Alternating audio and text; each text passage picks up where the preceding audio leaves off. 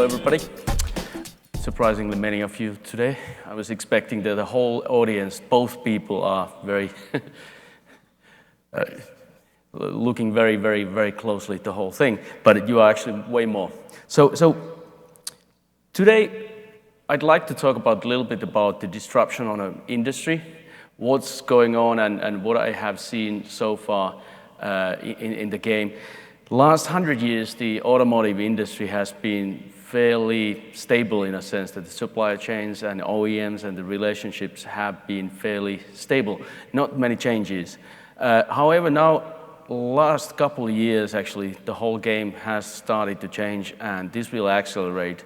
And this is a key thing to understand what kind of business opportunities for different kind of players this actually creates. As an example, I'd like to get started. One interesting experience what I had just recently, this year actually. Our company is based, or the headquarters and R&D is actually in Finland, in Northern Europe. And we have been working very closely with the local government and the Department of Transportation there to understand what does it take in order to take self-driving cars on the road, public road. And we actually got a phone call from the ministry. So these guys, actually government officials, gave us a call and said that, hey, listen, let's have a look at the legislation-wise. What do we have to change in order to enable the business? And so these guys actually look at the legislation, the law, which was actually revised last time, 1977. And they found out that when the guys who were writing the law, they didn't define that, okay, first of all, it said that every car has a driver, but it actually didn't say the driver has to be in a vehicle, inside the vehicle. So the ministry actually came back to us and saying that let's be flexible and create business. Let's make an interpretation that the driver doesn't have to be in a car, but it requires that somebody can actually somehow control the car. So because of this reason and this interpretation, we actually can take self-driving cars to the Finnish roads just without any special permission. So it actually is the most open-minded, most liberal law in the world right now. So this is kind of like an indication about how things are moving forward right now. Even the local governments are actually stepping into the game and really rethinking the whole thing. And this gives you a good idea what's happening in the business. So just briefly about the company itself. We have been doing automotive software 10 years. Originally, we actually started doing all sort of communication devices, working with the Nokia and many other companies. 10 years ago, roughly, we started to work on automotive. And so far, we have actually delivered more than 200 different projects. And 2 years ago, we actually started to look into the hardware business as well and coming up with a complete solution. So right now, what we try to be computer guys for the tier ones and OEMs. So it's a complete product, computer and the software.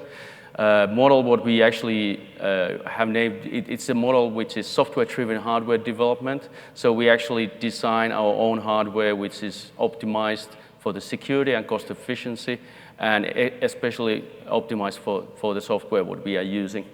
So this is roughly where we are coming. So I'm a software guy as such. But I have been in the business now more than 10 years on automotive software, and I have actually seen a tremendous change. And I think this will actually even more accelerate now. And these are the points what I want to address today. So if we look at the trends itself, I think everybody agrees here about the connectivity, ADAS software, and electric vehicles. That's kind of a clear thing. Every year in this kind of expos and conferences, these have been more and more obvious. But right now, I'd like to actually talk about the next trend and underline. I think the Detroit area is fairly advanced on the MaaS, mobility as a service. And this is the topic what I'd like to address right now, because I think this is creating even bigger disruption right now The other trends are more like enablers for this. So if we look at what are the different stakeholders that will be affected over here. So these are the stakeholders, obviously, which have been in the game last 100 years. Owners and users, tier ones, OEMs, and the dealers. So every single group of these will be affected greatly next few years. So this is obvious. I think it's not so obvious maybe in US, but especially in Europe, many places in Asia. I'm living in China, in Beijing myself, and I see this coming very strongly as well. So if you look at the, let's say, millenniums, the generation Y people, you have a couple of different interesting trends. People don't want to own a car anymore. Owning a car is very expensive, parking, insurance, etc. But they want to have the flexibility of moving. And the first step is obviously to have a car sharing projects and programs. But the self-driving is really the key thing, which is coming. I think most of the people here today actually agree that it's coming sooner than most of the people in the public actually expect. So the self-driving is the key enabler over here. We have been talking with a number of global OEMs right now, and this is really phenomenal thing. So this also affects for the car dealers great deal. I will get back to that a bit later. So if we think about this whole area here, so right now, the whole car industry, automotive industry, last 100 years, it has been driven by the end users, i.e. car owners' requirements. You know, what color, what kind of a design, etc.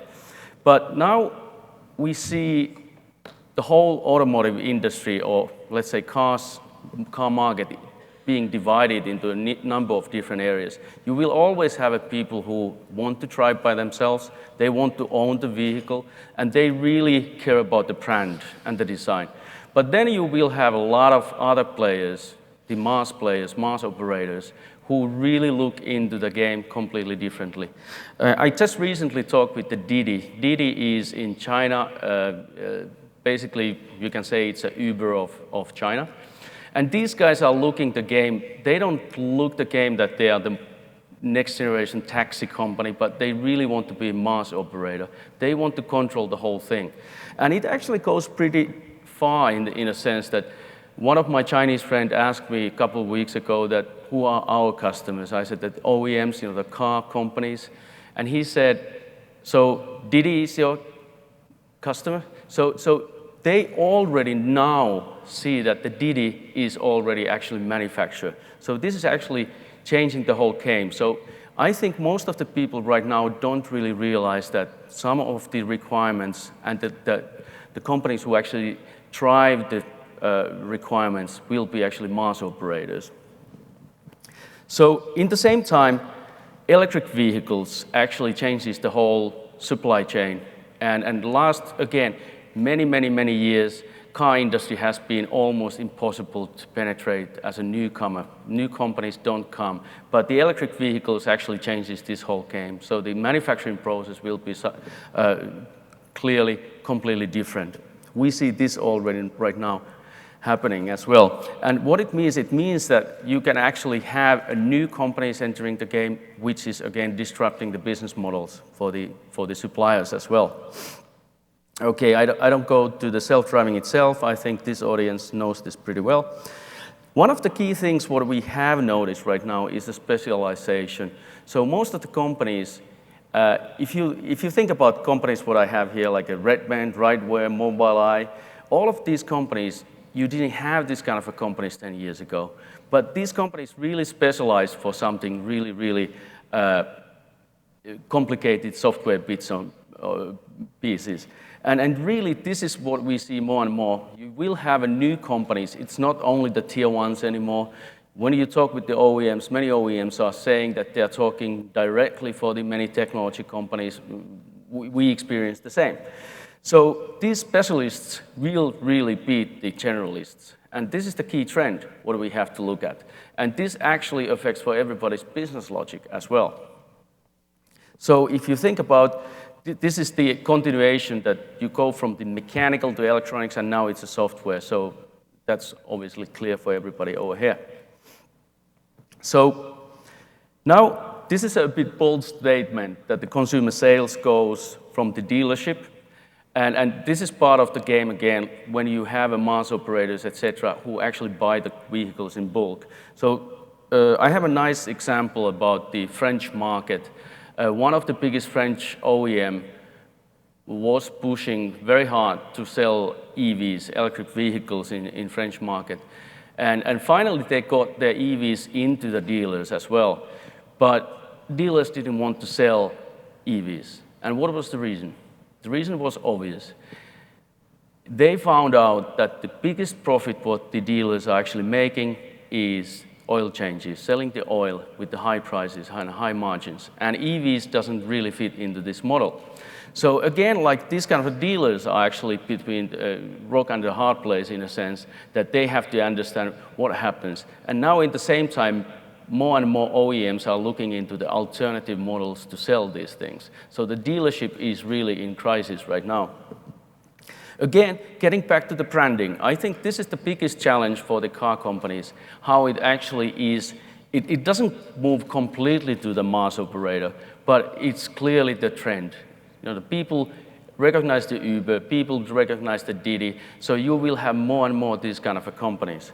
And in the same time, like I said, requirements will be driven by these companies as well, which is a major change.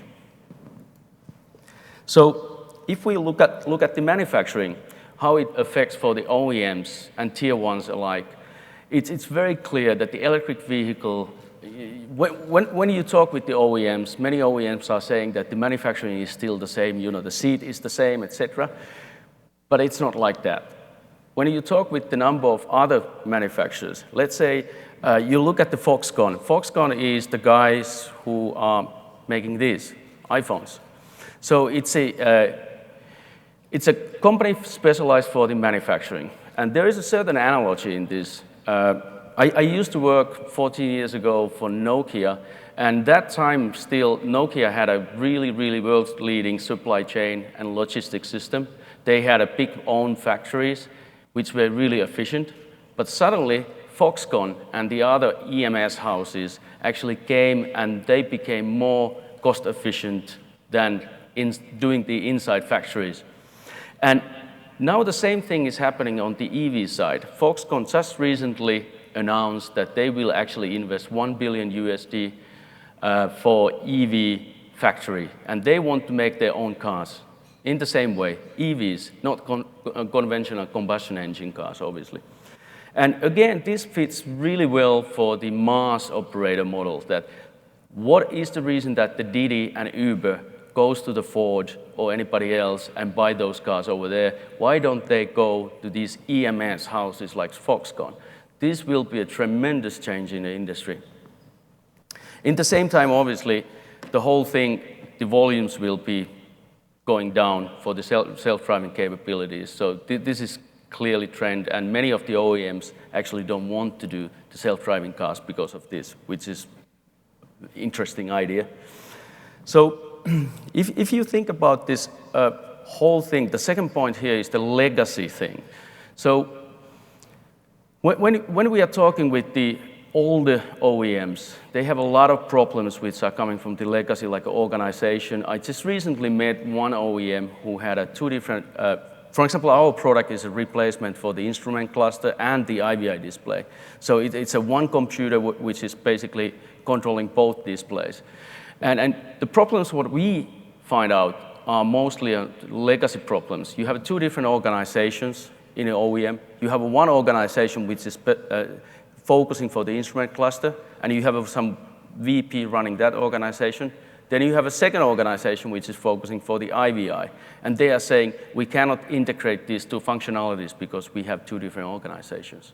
And these are really the big problems. And now you have a newcomer companies, OEMs, especially again on the EV side, who think completely differently. And this will be a major, major headache and challenge for the old, long time in the game tier ones and the OEMs, how to really handle the whole legacy. Until now, the legacy has been actually, it's been an asset, and now it's becoming a liability. So if you think about these legacy things, again, getting back to these newcomers like Foxconn, how you can actually compete with them. This is the key thing, which is creating a huge number of business opportunities for everybody. And again, if you think about the whole car segment itself, like I said earlier, you will have people who want to own a car, then you have people who don't want to own a car. If you look at, again, younger generation, for example, this is one of the interesting trends is how many, in Northern Europe, you can get a driving license when you are 18 years old. And it used to be that almost 100% of the 18 years old, they actually took the driving license. And this trend has been changing, the whole number has been changing from 1984. It's been going down, down, down every year. And last year, actually 2 years ago, in Stockholm, the capital of Sweden, who is actually a leader in this trend, the percentage was only 8%. 8%, less than 1/10 of 18 years actually get the driving license, and which is a major, major thing. And this is happening everywhere, even in US right now. Many, especially urban areas, people want to stay in the urban, downtown areas, younger generation, and they want to have a mobility, they want to have a transportation, but they don't want to drive anymore by themselves. They prefer buying iPhones and not buying insurances. And this is the major, major thing. So, okay, maybe I skip this one. Again, getting back to the software, I think most of this audience actually gets this, but we are always struggling to think about this picture. You don't think about too much what's under there, but it's like an iceberg. Most of the software is invisible, more and more so. ADAS game is one example. You have a lot of very complex software which is driven by these requirements. But still, most of the people actually just see, let's say, IVI software, which is an easy bit. So I'm running out of time now, so I just like to finish my presentation for my own theme, which has been the last 3 years, we have been talking about software security. This year, we see so many software security companies over here. This is really interesting. Still 2 years ago, I was talking with one major OEM's research director, and his comment was that software security is probably something what we should be doing, but we are not interested about it because the consumers are not interested about it. And now the key point, what I haven't seen anybody talking still, is this. Security is really a new safety issue. And we have been talking a lot with OEMs about this whole thing. In automotive industry, safety is very, very highly obviously standardized, but still software and security issues are not standardized at all. Most of the people don't really understand this at all still. So this is something what I'd like to discuss later. And if you have any ideas on this one, I would like to have a dialogue with you. So again, as an example, for example, cloud, we have a lot of cloud companies over here, which is obviously an issue as well. So I think I have to conclude my presentation here today. So I'd like to get these last 10 years, the experience from my side is this. You really have to think about the automotive industry, completely different kind of industry, not consumer industry. Many software companies are coming from the consumer space or industrial space. This is a different game. So obviously the project cycles are very, very long, but the key point here is also this. Don't do just software. Think about the hardware as well. This is more hardware-software game than just software game. So, and understand testing and certification, which is really key here as well. That's about it. Still 20 seconds to go, but thank you.